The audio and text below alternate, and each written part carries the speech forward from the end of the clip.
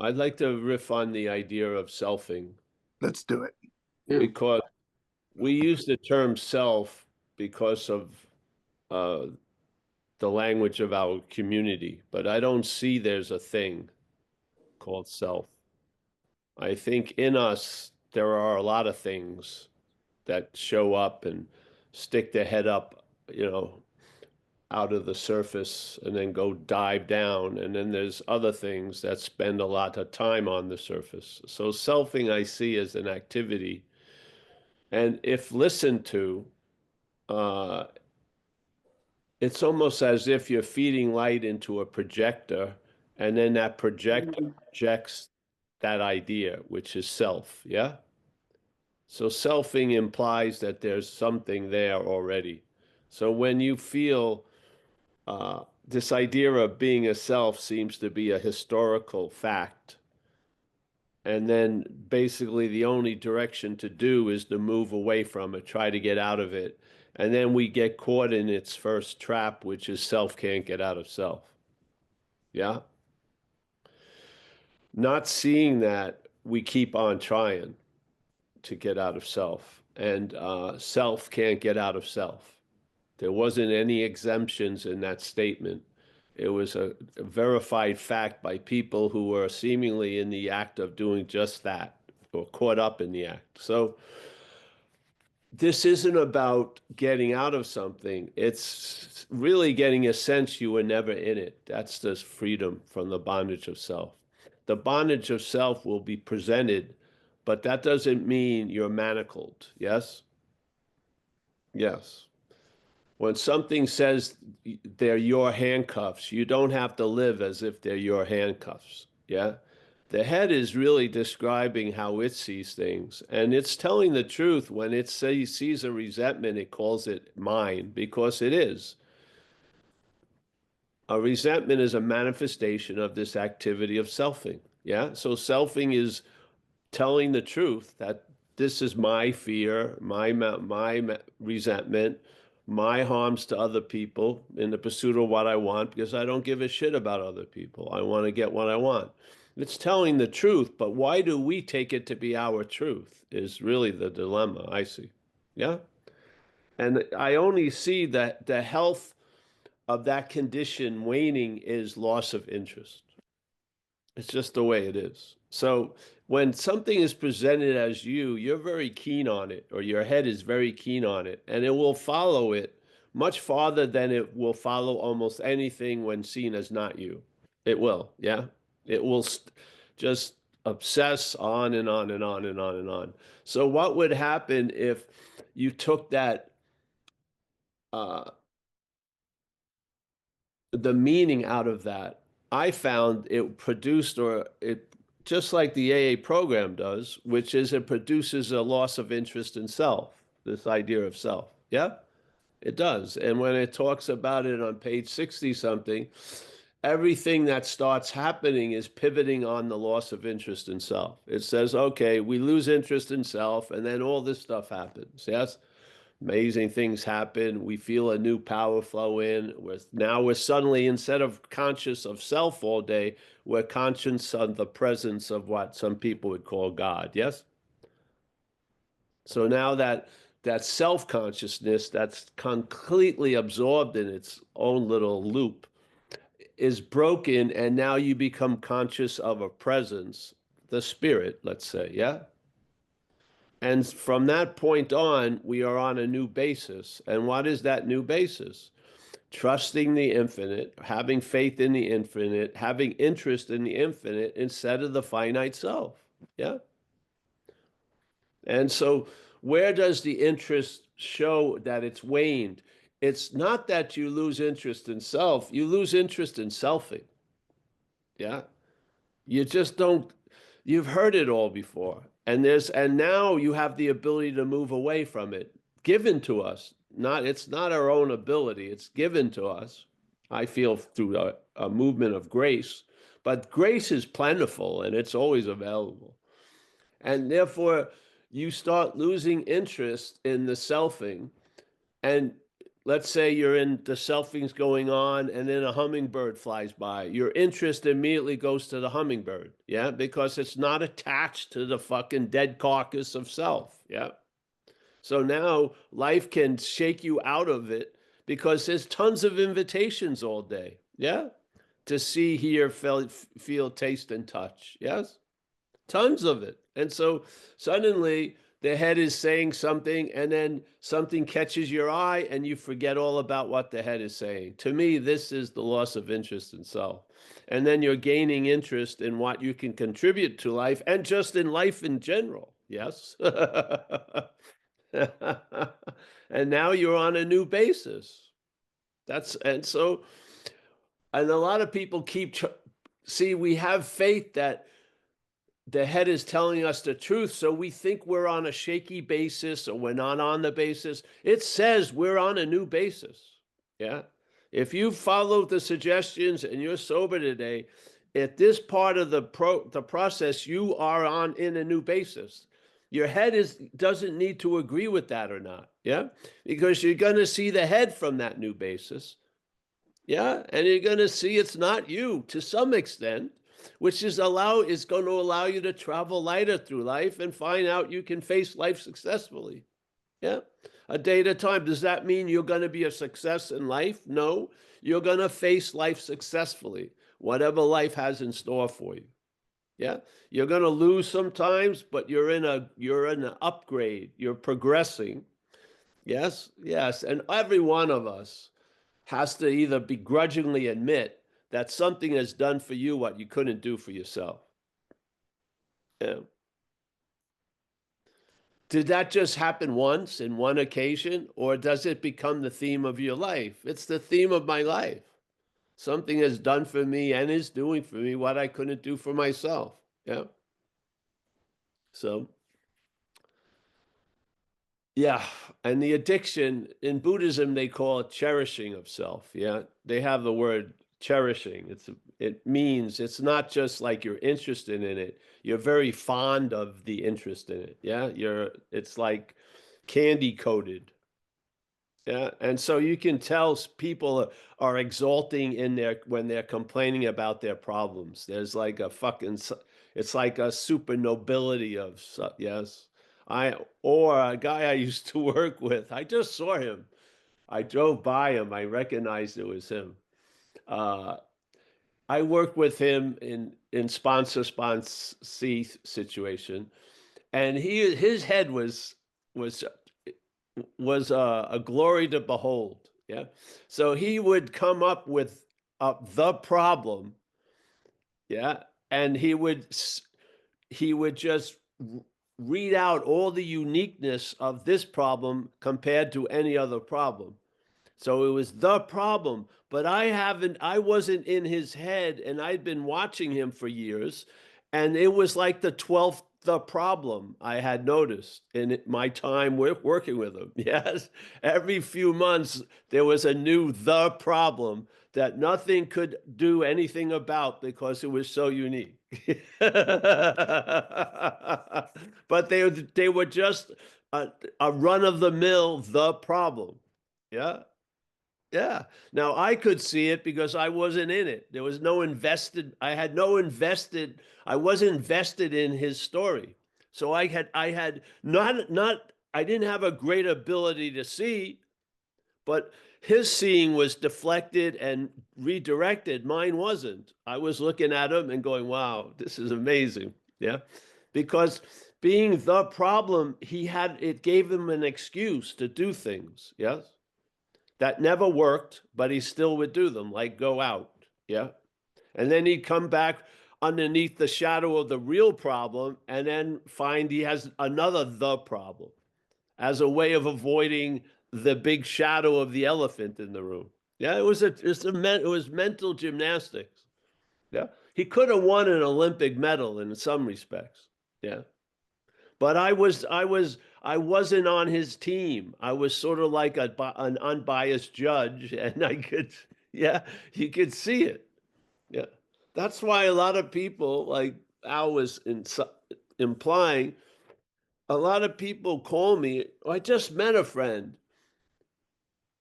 that I have seen uh, out out out of the shadow of self at times, and so I can recognize when it's in the shadow of self. And I had a 5 minute, and it can't help itself. He can't reach out of it. Yeah, and so I had a little run in, and I talked with him, and I told him every time I said, just stay fucking sober. Yeah, that's. And I met him when he was 21. I was 21 years sober. He was 21 years old. So now I'm 36 years sober, and he's still not sober at 30, at 36. He came in, I was at this place, a van pulled up with all these characters, and he was one of them. We recognized him. I had a nice, I wish you the best. And there had to get back in the van and for the group to take him to another meeting.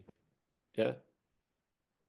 Now, he has been introduced to the solution so many times, it's part of the problem now. Yeah. Hmm. What do you do with that? That's a tricky one because there's a sense of I know, and because it also spawns another thing that it's not really letting you on, which is I know it's not going to work. Yeah. I know, and then there's the underlying hidden thing. I know it's not going to work. So he's just going through the steps until he could get out and yes, get into a different van and stuff. Yeah. I hope it gets broken and so he stays sober. But yeah. So selfing is the mental drug. Yeah. And the ideation of the selfing is called self. Yeah. So you swallow selfing and you live as if you're a self, basically. Yeah, for all intents and purposes. And then you get caught in the trap of self trying to get out of self. It will try to get out of self with drugs. It will try to get out of self with recovery. It will try to get out of self with this. Whatever it meets, it's going to try to get out of itself with. Yes? And you should have enough failures along the way with a modicum of understanding, recognize the futility of it. Yeah. The futility of self, constantly trying to get out of self. Yeah. And maybe, just maybe, entertain a very incredible possibility. Maybe you were never in self. Yeah. You've never been a self. You've just been you've just been under the influence of something that adores the idea of self. Yes. Yeah, yeah. So if the interest and attention that fuels it all is withdrawn, you will see the emperor that you were bowing to and paying tithing to and super living under fear. You'll see it with no clothes. Yeah. And that will give you the possibility of knowing it has no clothes, no matter how many clothes it's wearing. Yeah. And to me, this is the freedom from the bondage of self. Yeah, it continues on. It has its story. Instead of shadowing every of these squares in this square of Zoom, it's appearing in one little part. Yeah, it has been sort of uh, put in a park. Yes, it can't go as far as it used to go. It can't do as what it wants to do, and it's contained there. And then the Ponderosa does quite well. Yes, yeah, yeah. So, recognize the problem resides in the mind, comes right out of the book. What seems like the product of mind is thoughts, yes? The thoughts are infected with the disease. Yeah. You're holding them as yours when it's really there. It's the infected head. It's talking about its thoughts, its feelings, it's this because it's living through us. And we're taking its recognition of life as ours. It's insane, really. It's almost as if Stanley and I'm Paul, and Stanley was manifesting through me. And every manifestation of Stanley, when I noticed it or I was brought to noticing it, I called Paul's. Yes? That would be the act of being identified as Stanley. This is what I believe the head is doing. You are not doing that act. You're under the influence of that act. Yeah. Without knowing it, it opens you to be under the influence of that act. Yeah. You are not the one selfing. See, this isn't about another level of guilt and shame for what you're doing that you shouldn't be doing. It has nothing to do with you doing. It's mechanical. Yeah. It's something happens, the head claims it and implies that you had something to do with it. That's all. It just goes on and on. It's called self-centeredness. Yeah, what is self-centeredness but a view of how you look at things as how it pertains to you, and the you it's pertaining to ain't you. Yeah. And they had an incredible revolutionary idea and called it a spiritual solution, because obviously the physical and mental wasn't where you were going to find a solution to this problem. Yeah. So the spiritual solution has worked. Look at us. There's tons of examples. 36 years, 40 years, 30 days, 30 out, 30 minutes. This delivers the goods. Yeah. And if you're wise, you'll just stay on the operating table, give up your propriety of being the doctor, and just don't get up. Yeah.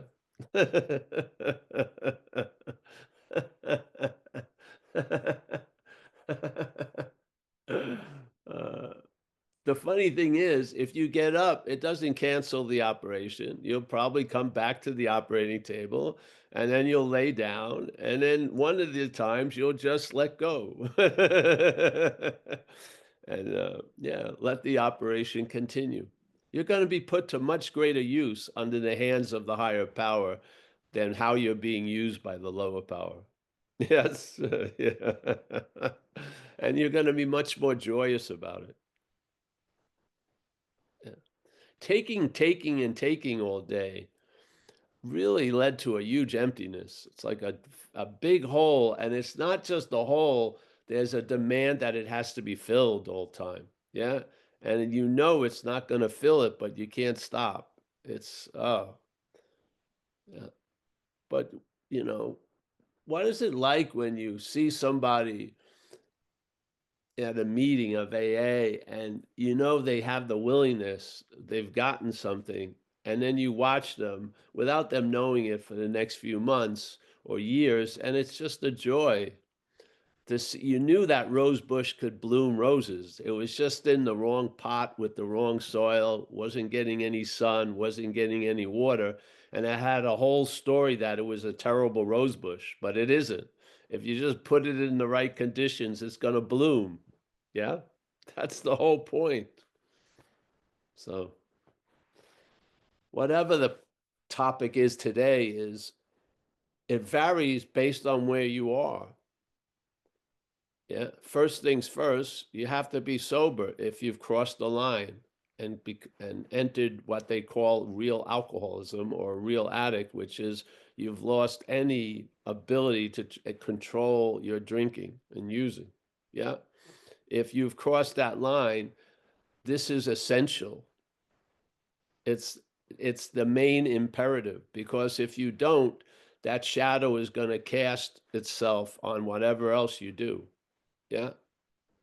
So in that case, if you're new, just fucking stay sober today and distract the head as much as you can by going to meetings, putting up the chairs. Maybe some guy says, "Hey, I could give me a ride to the hospital." Sure. What am I gonna do better than that? And I still follow that. Yeah. So, and of course, it takes you out of that stream of the head, and you're the better for it. You feel better. Yes. Yeah. Why wouldn't you want to allow that to become a habit? I mean, shit, jeez. Yeah. And I think that's what the program does. Through repetition and the steps and everything, you get into the habit of being sober. In other words, a habit is an action without a thought. So I do not think about going to a meeting. I think, which one? Yeah. Yeah. That's a habit. So, and now the habits that were really defeating me serve me very well every day. Yeah. They were both habits. The habit of using was a strong fucking habit. And now I'm in the habit of being sober, which is a stronger habit. It's lasted much longer. I'm 36 years sober. I wasn't 36 years on drugs. I wasn't. My run, though spectacular to me, was short. And it was always interrupted by stays in rehabs and jail. I did not have even 8 years of continuous using and drinking. The drinking and using, the unmanageability always landed me in jail or in or a rehab. Because when the head was managing my life, it always led me to having to be managed by others. That was something I have, in hindsight, I have observed. Just like the other thing is, the alcoholic of this type is willing to pay any consequence tomorrow not to feel uncomfortable now. I did not know that. I observed it through hindsight. Yeah. I would do anything to change how I thought I felt. And I'm emphasizing how I thought I felt. I would do almost anything. Yeah. So, uh, hmm. If you have any questions, every question can be answered. There are people that have studied everything. We're just humbly offering a take on the exact nature of the wrong, that your defeat was really mechanical. You didn't have a say in it, in a sense, and that what defeated you is foreign to you. So you can actually abandon that which has defeated you, called self. You can abandon it because you're not it. Yes? You can be free from it because you're not it. You've recognized there's a difference between what I am and what it is. And that little recognition is going to open up a whole nother field of possibility and space. Yes? That's what it did with me. And I was introduced to that horse, and I've been riding that horse since my like 29th year of sobriety, my last 29 years. I think 6 years or seven, the idea of self as foreign to me was galvanized. It's just something. Yeah. I just recognized it just by listening to all these other people that had been defeated by it.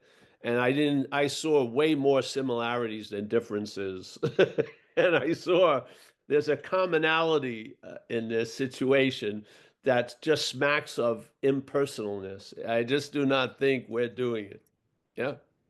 I think it's a mechanical, it shows itself as mechanical. How many cars have it driven? And you can pretty much guarantee it's going to park at the same three places: institution, jails, and death. So, it's sort of mechanical. And in one way, mechanicalness is good because then you don't have any hope of changing it. You just move on. Yeah. I do not find relief from self as a self. I find relief from self from the spirit. Yes? Yeah. Yeah. And in my feeling, it's night and day. I don't see a merging of self with spirit and becoming a spiritual self. I don't see that. Maybe other people do. I'm not interested in that. I see it as foreign to me. I've lost interest in it sufficiently where I travel lighter a day at a time, as if the problem doesn't exist. Yeah? Wow. I would think that's the pinnacle of of the event here.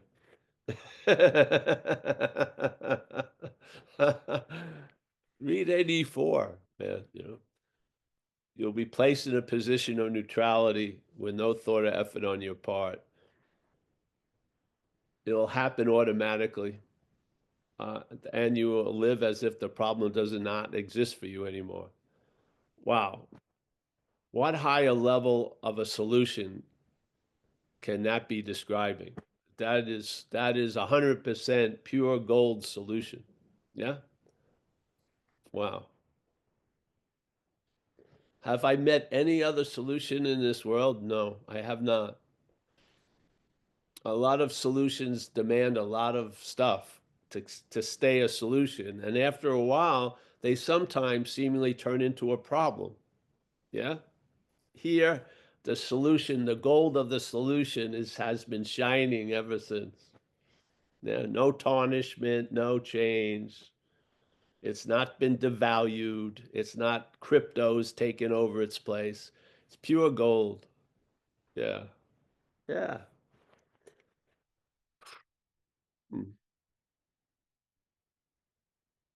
I know this is not a unique event. I know what caused that event is in you, causing events. Yeah. Yeah. So, all right. Anyone has a question or anything? If you're new, uh, this whole meeting is rooted in the description of the what has defeated us as a being of foreign nature. Read page 64. Being convinced when you're doing the inventory, this is the most important thing it's talking about being convinced of. You do the inventory, what starts happening? You're convinced that self, manifested in various ways, is what has defeated you. You're not it. Yeah. So we look at some of its common manifestations and at least start not calling them yours. Yeah. Catch your head because it's trying to keep you in a trance.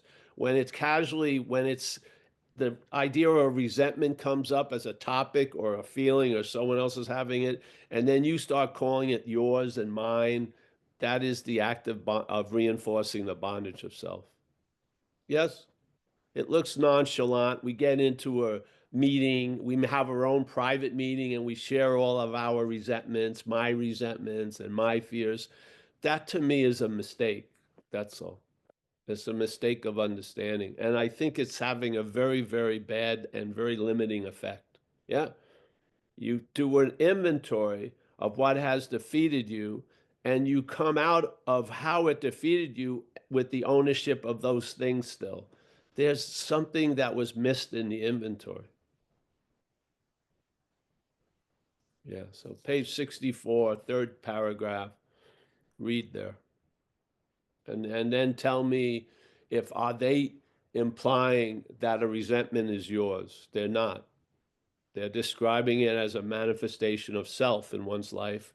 And it seems like this idea of self has defeated us. I don't see that as a oneness. That's a two.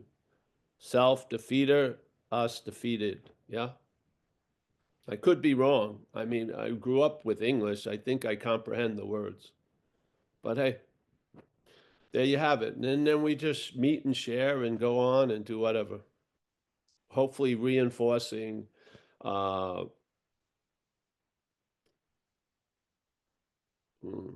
the best way you can describe something that's irritable or irritating and uncomfortable is to be relieved of it. Yes? When you're relieved of the situation, you now have some knowledge of it. Yeah? So, yeah. Please relieve us of the bondage of self. That's the prayer in the third step. It didn't say free, please relieve us. It didn't. It says, please relieve us. Yes, very interesting emphasis on us from the bondage of self. So there's us and something else. We're asking for the grace to be relieved, not of us, but of the bondage of self, so that us can recover. Yeah? All the seemingly lost stuff that seemingly became true under the bondage of self. So we're in the act of recovery. That's which was seemingly lost while living under the bondage of self. Yes. Now we're living under the liberation of the higher power. It's just that simple, eh? Of course, people have old behavioral things that they use to cope underneath the bondage of self. And those things will come up, and we can bring them to 6 and 7 and have them reconfigured and changed so they better suit the present moment, because we're on a new basis. And that new basis is trusting the infinite rather than finite self. So those whole old behavioral patterns and all the old ideas will come under review in this process of recovery. And we know where to bring the content of the reviews is just through step 6 and 7. Yeah. And have it get recycled, get that gold that's in there. Yeah. Melt down the little fucking idol and get the gold and have it enrich our day so that we can enrich other people's day. Yes? Yeah. Then when you don't feel like you're getting anything out of the meeting, you get to see the real understanding. What are you putting into the meeting? Yes? So you've run on, I get a lot out of this, and then you run into a period you're not getting seemingly anything out of this for you. And then the real new solution kicks in. What can I fucking contribute to that meeting? Your presence, your attendance is doing a huge amount. You're part of a loving power expressing itself in a group conscience. Yeah. So these old ideas of solution shed like old skin, and then you become aware of the new skin. Yeah. That I'm not going there to get anything, though I will. I'm going there to participate. Wow. Yes. And so even the skin of early recovery is going to molt. You're going to shed it. Yes. And you're going to shed a lot of old skin over the years of sobriety. And as soon as the old skin drops off, the shiny new skin shows up. Yes? Recovery progresses. You're gonna shed and molt many, many, many times over the years. Yeah, under this influence. Under this influence, you're gonna shed a lot over and over.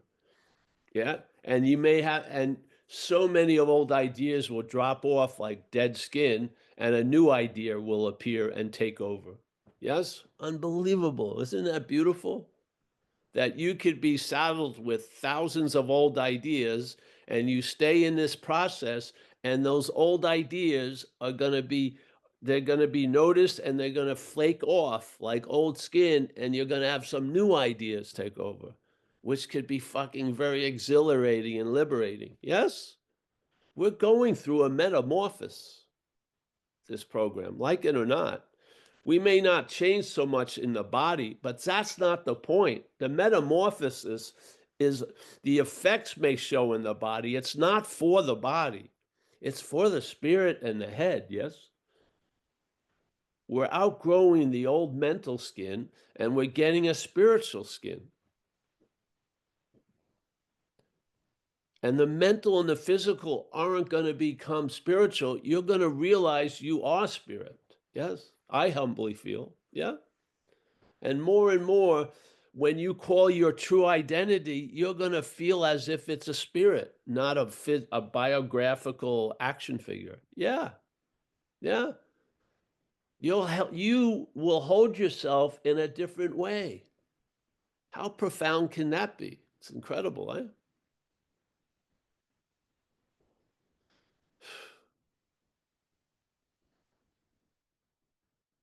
Mm, yeah.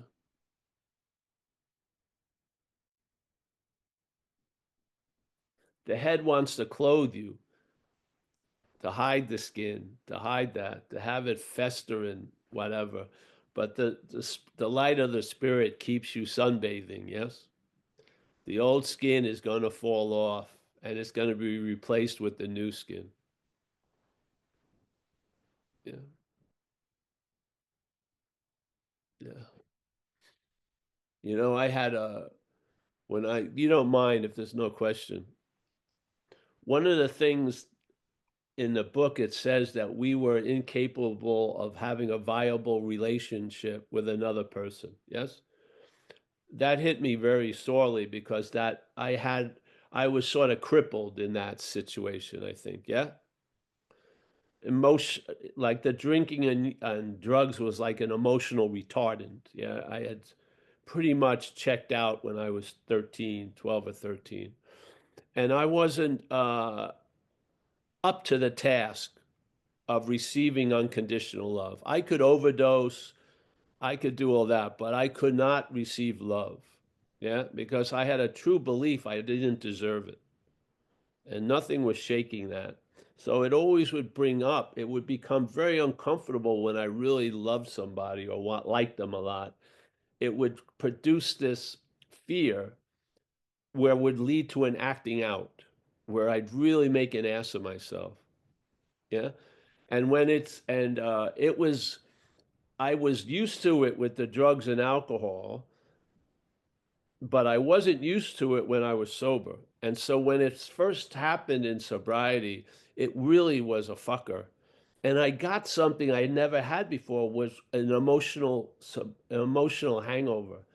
And it was terrible. I felt when I did something nasty to someone, I really felt shitty, which I didn't when I was on drugs. I just do some shit and go and do something nasty to someone else. Yeah. And I did not have a taste for it. I said, this is fucking, I've got to be, I've got to be changed. This ain't going to work.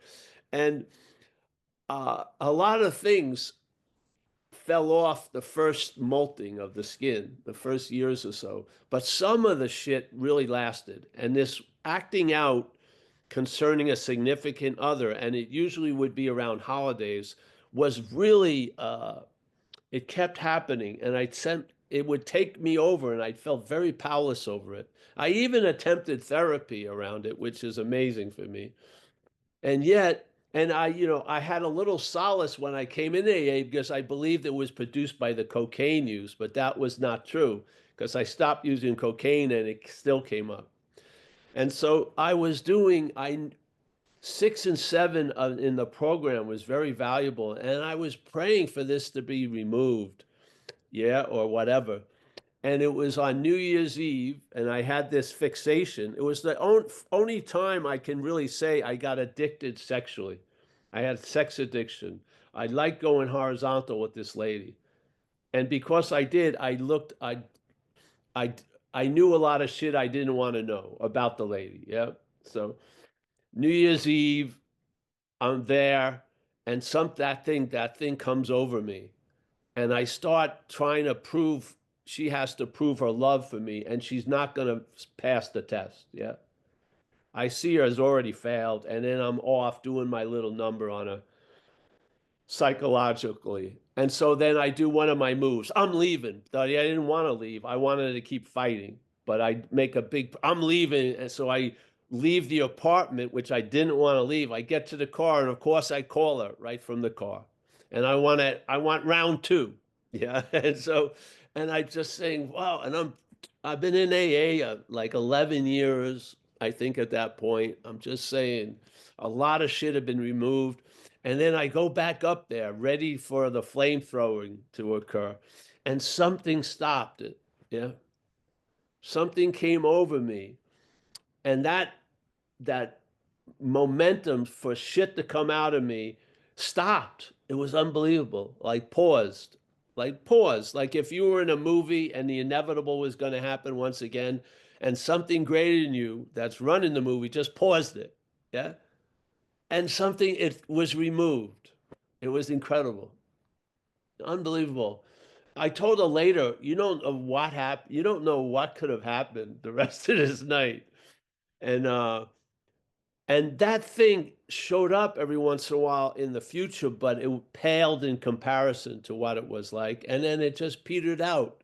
And I found myself having an ability of having viable relations with other people. Yeah, it was incredible. That didn't happen overnight. I went through a lot of molting just by staying on that operating table. Yeah. And something that I really truly would believe was never going to change actually got changed. Really. Because it had stuck around for 11 years of sobriety.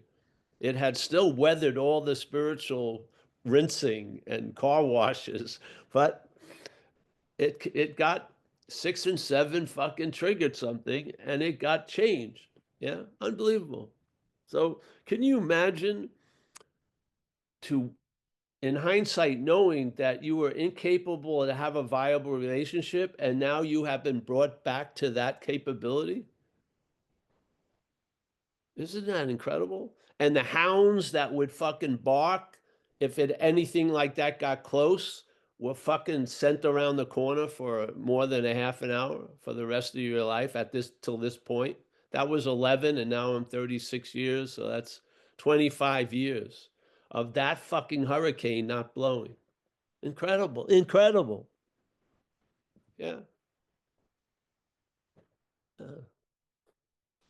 What do you think they say, you know, unless you let go of all your old ideas, the result will be nil. This is like, why keep moisturizing the skin that's flaking off?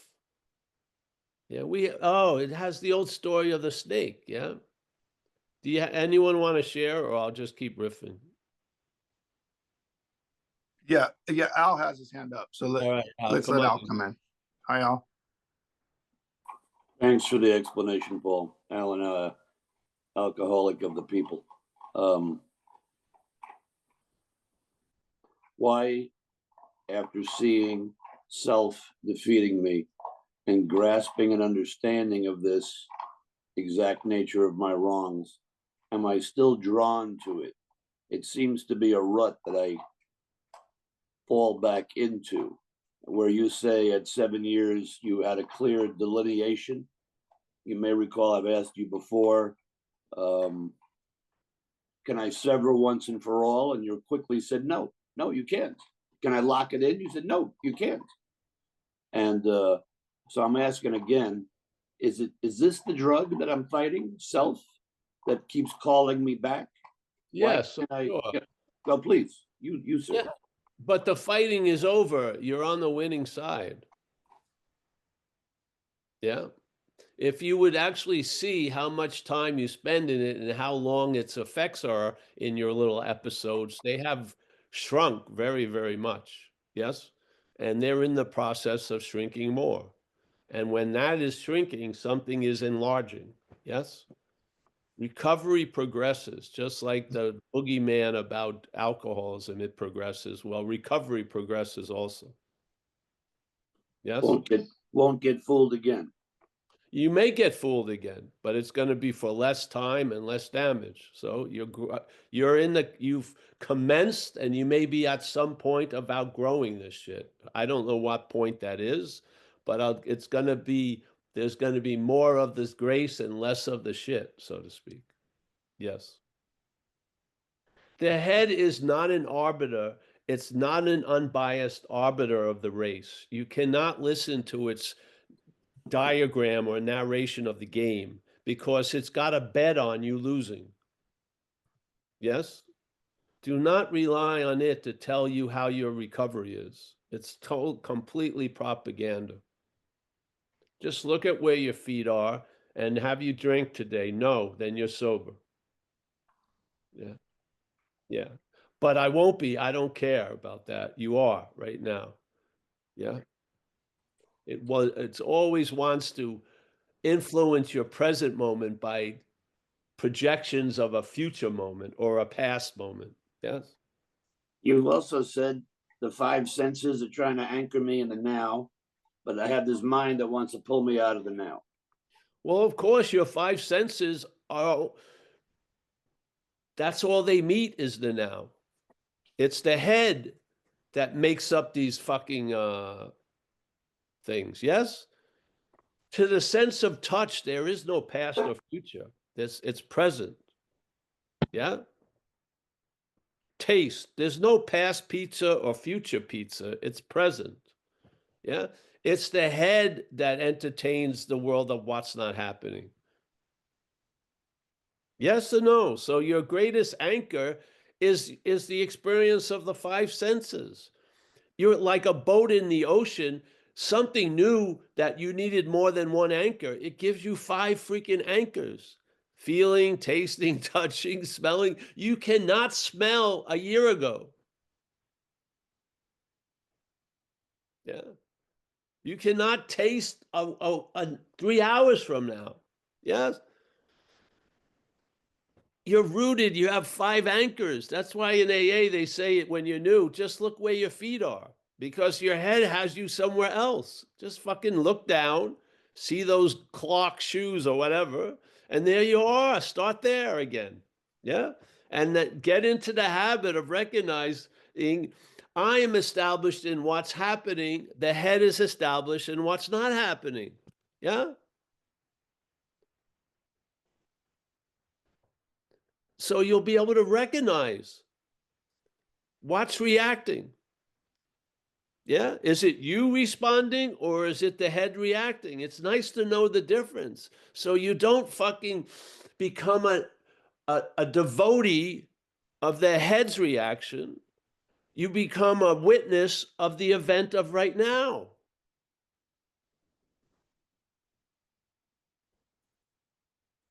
These are habit forming.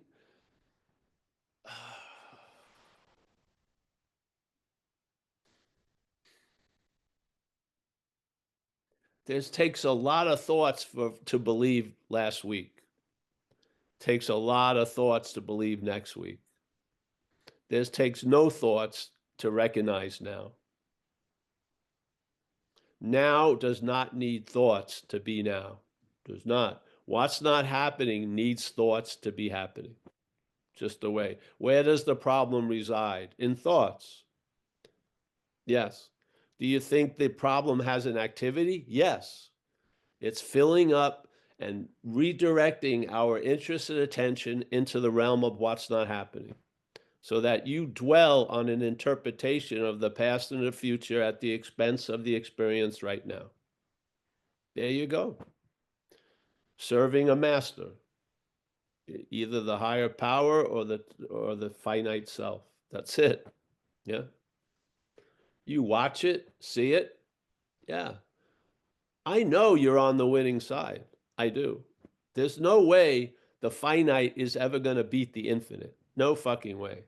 Yes. So you can wait it out because you're not, it's going to, if you stare at it, it's going to blink first. It just is. If you stare at it and ask it, who are you? It's going to blink and it's going to say I'm me. And then if you ask, who is this me? It doesn't have fucking anything to say. Yeah. Yes. The fear in the problem should not match the honoring of the solution. Stop fucking honoring the problem by being fearful all the day. Yes? I'm not saying this being cocky. I'm not drinking today. I have no interest in it. In this world that I seem to be in, there's no shelf where the alcohol is. It doesn't, I don't care. Yeah? No matter how bad I feel, it never shows up on the solution page. It just doesn't. I didn't do that. That habit grew through the grace of whatever, the power and the way of life of AA. It's grown. It's got to, you know, if I go and look at the plants in the garden here, I mean, some weeds have some fucking heavy duty root. Yeah, it's difficult to rip that fucking thing out. And usually it will allow the flower of the leaves of the weed to get ripped because they know without the root getting ripped, it's coming back. Yeah. So your activity you're going to have to be doing that activity a lot. Yeah. The root. Yes.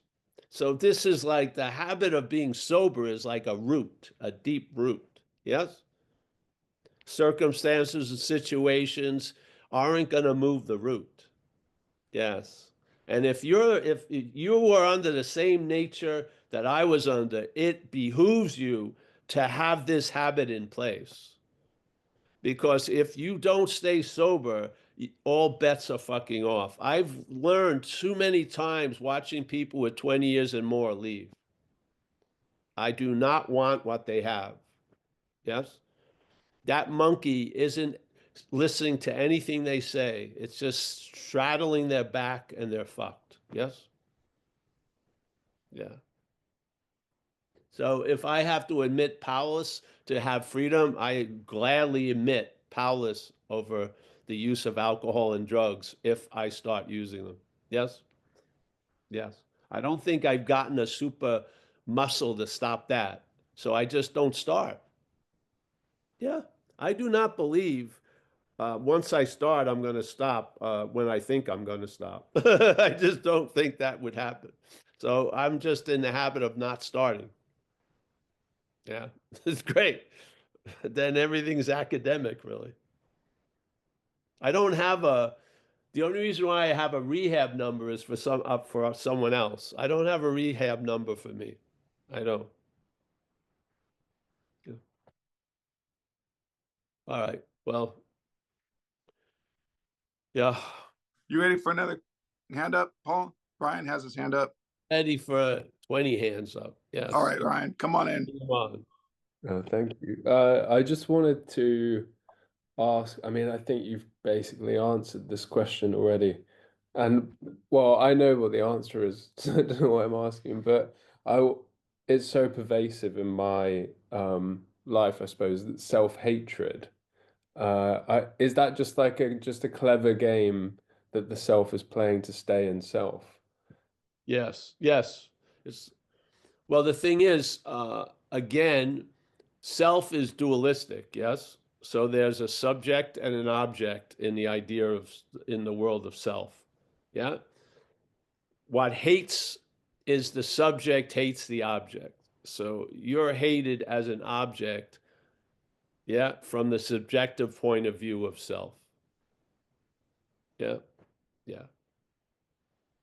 So this is one of its weird little things where the person underneath this influence gets to a point where they hate themselves. That's not true. It's something foreign to them hating itself. Yes? It needs a body, but it hates being a body because the body corrals it. It'd much rather fuck around a lot more. Yeah? But it made a deal with the situation so that it's got to be seen as a body and it doesn't like that. So it ends up hating that aspect of its little idea. Yeah? Yeah. But hating yourself, it's not a really way of describing it. It would be the hating of self for the self. Yeah. It's the hating of self for the self. Yes? Yeah. We're witnessing it, and this is the dilemma. We're identified as it. This is the dilemma. The slings and arrow of a parasitical life, we're living as if it's ours. It's fucking crazy. The fear that you're going to get caught, a parasite must live in that fear because it's dependent on the host.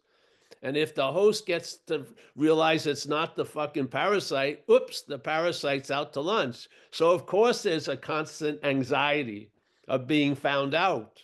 Yeah. But now you believe it's you, as if you're doing mastermind nasty shit to change the world, and you're going to be found out. What? You cut a bigger slice of pie than you gave to your friend. Wow, fuck. Go to go to the Nuremberg trials. You know, it's fucking insane. Yeah. So these conditions we think we're in are imposed on us. Imposed on us. Yes. Yes. I find this clarity will lend itself so many ways. If you can just see the nature of the problem is foreign to you, that your nature isn't the nature that's being described as yours all day. It's not. Yeah. A foreign entity is talking about a foreign nature to us. And we're taking its nature to be ours and living as if we're that. Yes. For all intents and purposes. I think if you wake up through the steps, you have a spiritual awakening. What you really wake up, what really to me happens is there's a mental diminishment. Yeah. So you're all the lifeness of you isn't crammed into the head. Yeah. This head that hates the idea of the object. So it's dispersed and you start enjoying life and you see things completely different. Yeah, not by trying to see things differently. You just observe that you're seeing things differently because you're not the cause of the changes you're going through. You're the effect of the changes that you're going through. So you witness the changes. You're not doing the change. You witness something has done something for me I couldn't do for myself. Yeah. Yeah. So yes. Of course. I mean, it's oh wow. The subjective self, and now with Narcissus has a mobile pond now. If you've ever heard the story of Narcissus staring into his image on the pond surface, we've got uh, iPads, iPhones. People are looking at the image of themselves all day. That's insane, literally. And then they're going to go to a specialized meeting and say, I'm not that. When all day they've been looking at it as I'm that. It doesn't work. Yeah. It doesn't work. Yeah. We're going to get together with all these I'm not that's and we'll sit for half an hour. And then as soon as the meeting's over, we're on our fucking devices looking at the infinite scroll. And all we're looking at is images called you and I.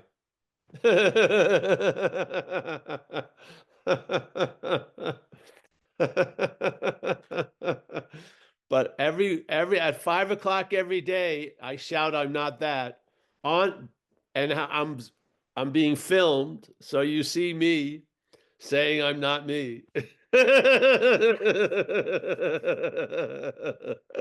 Tell me how you thought it was. How did you like me when I was saying I'm not me? Oh, fucking insane. Yeah. Just humbly.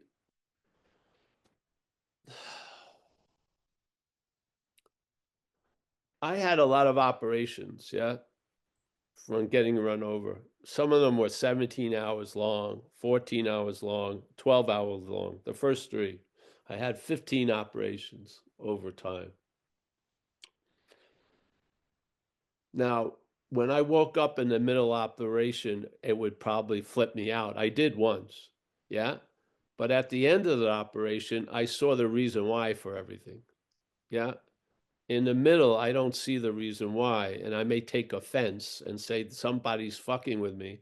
But in fact, what was happening to me was for the better, yeah. And really, all they asked, and they didn't even ask me, they just put me out, was to say on the operating table, don't fucking squirm around so much. Don't play the doctor, and it's going to go well, and you'll be able to walk again and shit. Yeah? Yeah. So you can't judge the results of the operation while it's on. You can tell a tree by its fruits. I think sobriety brings a lot of relief. I mean, even from the car chases, the getting arrested and everything like that. What a relief not to be in that roulette table running around all day. Yeah, yeah. So, yes, I just didn't feel, I don't want to share recovery with the parasite. I don't. I don't want it to start talking about this recovery as its recovery. I don't believe it sufficiently has the ability to change its own nature. I don't. I think it's parasitical. I'm not here to get it recovered. I'm here to have relief from its bondage. Yeah? Yeah. You know, if they would have told me it's going to take 17 hours, my head would have probably said, well, fuck that. That's too long. But that's how long it takes to put my legs back. Yeah. Yeah. I mean, that this is a part of a sober assessment is, hey, this isn't going to change overnight, maybe, you know? I've got, I can shrink it down to a day at a time, but the recovery program isn't just for the day. It's a design for living. As it says, we read it the other day that we're probably going to be involved with this the rest of our lives. Yes, this process. In other words, on one level, when we never get up from the operating table. Never. Yeah, that's the joy of it, literally. Yeah. Because for some of us, it's now elective. A lot of the operations aren't necessary, but they're bonuses. Yeah. Yeah. Isn't it? Yeah. Yeah. So, uh, well, anyone else? We do. We have Rico. Yeah, Rico. we have Rico. Hey, Rico. Yeah. Good afternoon, good evening, family. I send you love and life, my heart to yours. Thank you for letting me be here with you. Paul, I just wanted to share a funny visual I had while you were talking to Ryan. Nothing personal, Ryan, but I see Ryan screaming, I hate you, I hate you, I hate you. And this big guy comes and picks him up and throws him in the back of the car and says, hey, I'm the driver of this car, just get in the back. And he starts driving into Chewy's house. I'm saying, Ryan's hating the wrong person. It's not funny, but it's funny. Yes. And he said, I don't want to go there no more. I'm finished. I'm sick of living like this. And he said, shut up, I'm driving. So it was that he wasn't like. The funny thing is, you're going to learn to like it a lot. Yeah. Yeah. I mean, at the point where I came in, I was readily willing and wanting to relinquish any reins on my life. I had enough of the unmanageability. Just don't, yeah. All right. You can get, you can learn from someone else who's had enough. You can. You can listen. You may not think you've had enough, but by hearing someone else who's had enough, it may trigger you've had enough. Yeah, this is the beauty. Isn't that one of the aspirations of the people in AA? They wanted to raise the bottom. So the people that came after them wouldn't have to go through such a fucking hellish condition to get the message. Now, some people may think there was a mistake in all that or whatever, but the intention was lovely. They just didn't want the people that were coming in to have to go through what they had to go through. Yes. Yeah. So now instead of,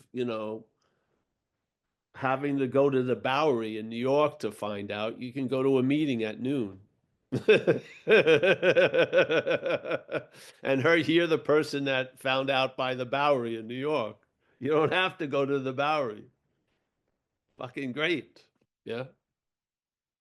Yeah. I think the Bowery now has been gentrified. I think that's completely different than what it was when I was younger. All right. Well, I think that's it, eh, Mike? Yeah, there are no other hands up, Paul. Thank you so much. That's going to be one of my greatest moments in life when there are no more hands up. I can pass away in peace. Gonna have that on my tombstone. There are no more hands up.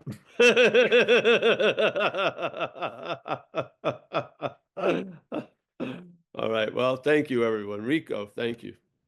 Michael Stacy, as always. John in Florida, yes. Mickey, yes. Our eternal greeter. Peter in Arizona. Martin, he is the technical captain of the Zen Bitch Slaps ship. Very nice. It's turned into a cruise ship. It's pretty good. Yeah. Thank you, Martin, for everything. Walter, the brother of another mother in Amsterdam somewhere. Kathleen, as always. Ryan.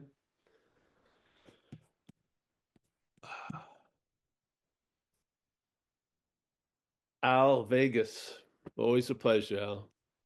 Eileen. Kelly, I think I got it right, in Wisconsin. Yep. Vlad in Portugal. He'll be in America shortly. Yes. Vlad, send me your information so I can pick you up Well, from the airport. Yeah. Miak is Amelia's in Italy. Her father's got ill. She'll be coming back after I get you. She's coming back on Wednesday, I think. Next Wednesday. So you'll have to take the second best, me. So don't worry. Amelia will be. All right. Miak, always a pleasure. There you are. Thank you. Stephen Mack on Having Never Left. Joseph C. Tom in Tacoma. Nice to see you, Tom. Keep on rolling. Elvis in Netherlands. Rick Rowe up in Toronto. We got Travis somewhere around Santa Rosa, I think, roaming around. Seems like the same guy I have here in Nevada. Eric in Vista. Eric, I'll let you know, but Saturday I'll know about where you're staying. And Amelia's going to send me the address. So, yeah. Vlad, fantastic. I can't go to the other page. Oh, Eileen in Arizona, but she's from Long Island. Yeah. All right, Rick. Oh, I think I have everyone. I can't get to the other page, so I'm just saying goodbye for you. You didn't get Thank you. Jules on vocal. Jules on vocal. Oh, Jules on vocal. I can't see them. I don't.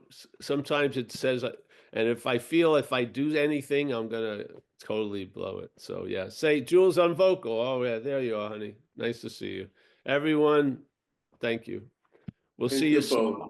Thank We'll you, be Paul. here. We'll be here Saturday. Bye. Fantastic. Adios. Thanks, guys. Adios. Thank you for being of service. Thank you. Mike. Wow.